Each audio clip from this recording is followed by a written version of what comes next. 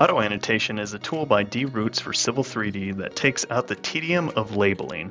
So let's just say I want to label the finished floors of these buildings. Normally you'd have to come in here and go annotate labels, then go to surface and then spot elevation. And then we'll do spot elevation ATG and marker style to none. And then I'd have to pick the middle of each of these buildings to be a finished floor. However, using auto annotation under the DiRoots tab, we'll hit Add Annotation. Let's name it FFE. So we'll come over here and make it a surface elevation. Make this a spot elevation. Let's use this label style for right now. And we'll change the marker style to none. We'll do proposed surface and we'll set this to centroid. Okay, we'll go into the scope tab and set this to feature line for now.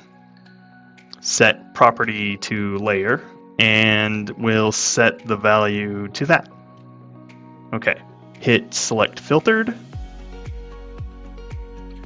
and that will pick all my buildings.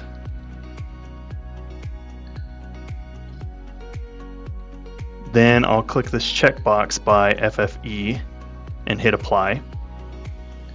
And then that will give us a bunch of labels, as you can see here.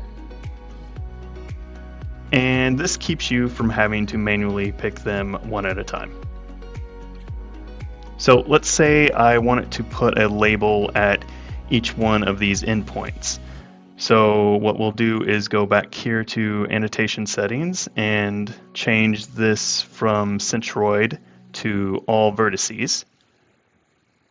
And now that should have put it on every single vertex. And you can see that here. So otherwise, that would take quite a long time and would probably be a little annoying. And as you know, there's plenty of opportunities for human error by doing this manually. And when that's done, I can come over here and save this preset under my grades or whatever. So yeah, that's really cool, really useful.